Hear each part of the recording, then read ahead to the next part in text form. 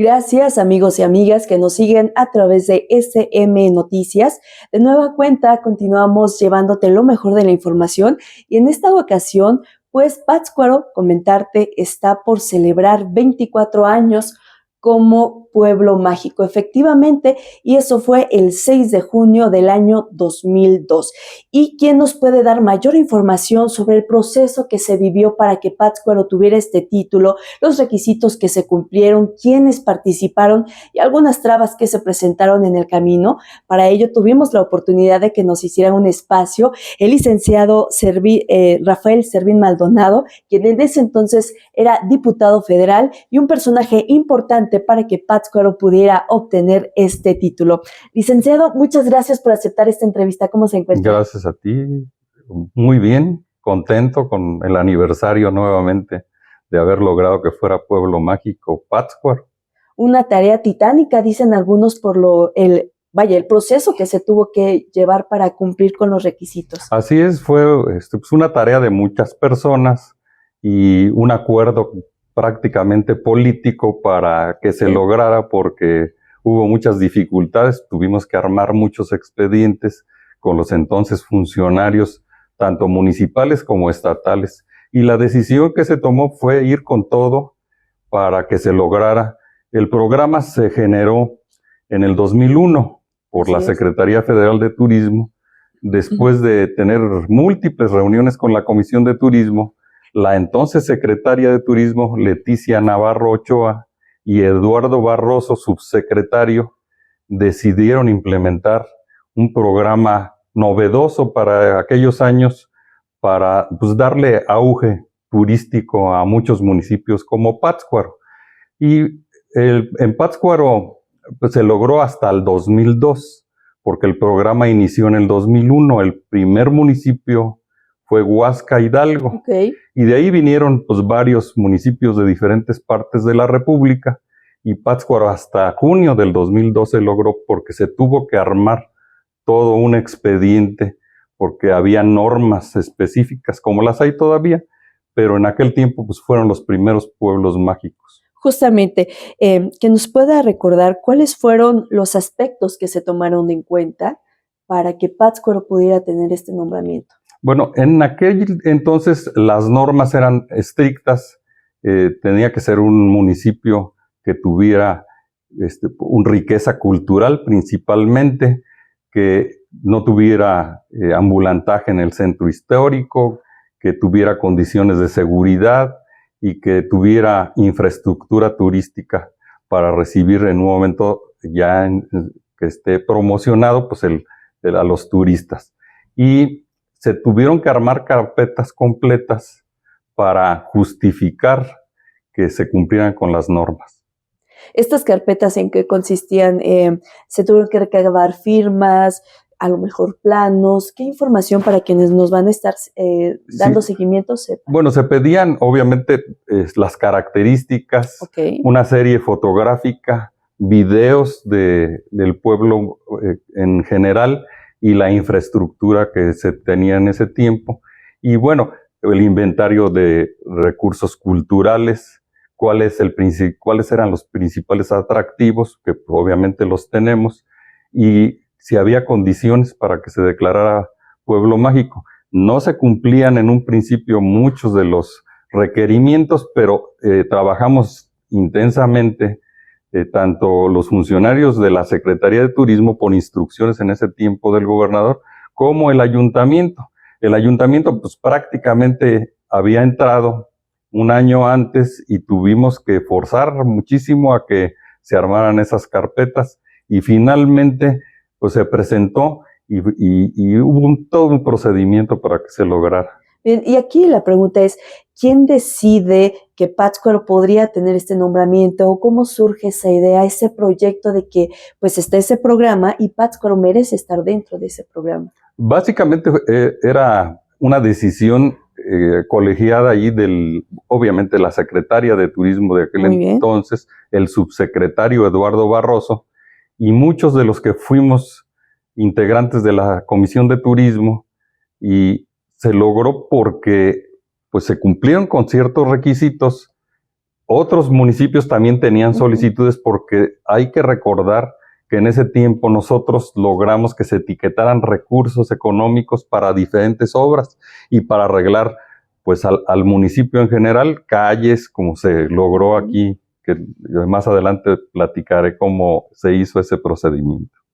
Muy bien, pues se comienzan a cumplir los requerimientos, se cumple con las carpetas y vaya, Pátzcuaro es pueblo mágico. Tal vez la pregunta es obvia, pero es necesaria. ¿Cómo le benefició a Pátzcuaro el tener este nombramiento? Bueno, había primero que formar un comité de pueblos mágicos que en ese tiempo se estructuró porque tenían que supervisar que se cumplieran con los requisitos y que el ejercicio de los recursos que llegaran a través de la federación pues se ejercieran debidamente. Entonces fue todo un proceso porque tuvimos que organizarnos porque de repente nos dicen se va a lograr, tuvimos una reunión, me acuerdo, 2 meses antes y me decían es que no se están cumpliendo con las carpetas, faltan muchos lineamientos que se tienen que cumplir.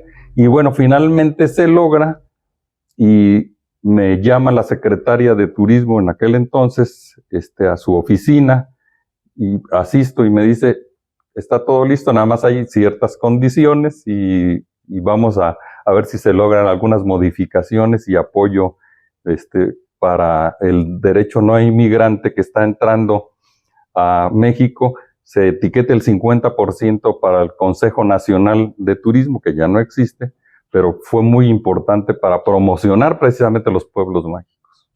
Muy bien, pues en este contexto se llega a la fecha y el 6 de junio de 2002 Pátzcuaro tiene este nombramiento, ya 24 años. Pero en esos 24 años no se cantaron victoria, ha habido altibajos donde Pátzcuaro ha estado a punto de perder este nombramiento. Sí, mira, llegó el momento que se hacían revisiones periódicas por parte de la Secretaría Federal de Turismo y les hizo un llamado a muchos de los presidentes municipales, bueno, al ayuntamiento en general, porque no se estaban cumpliendo con lo que estaba estipulado en el programa y muchas veces, no sé si ustedes recuerden que nos llevábamos con la sorpresa que Pátzcuaro estaba totalmente limpio, no había nadie en las calles de ambulantaje, de la ciudad impecable, porque había inspección. Y a los 2 o 3 días volvía a la normalidad, si se puede decir normalidad, a la ciudad. Y entonces, pues decían, pues están simulando. Y hubo 3 ocasiones que se estuvo a punto de perder el nombramiento. Después los mismos gobernadores dijeron, caray, en su momento, porque fueron 2 gobernadores diferentes, dijeron, no, pues hay que meterle con todo. Y luego se logró que en el programa se presentaran proyectos.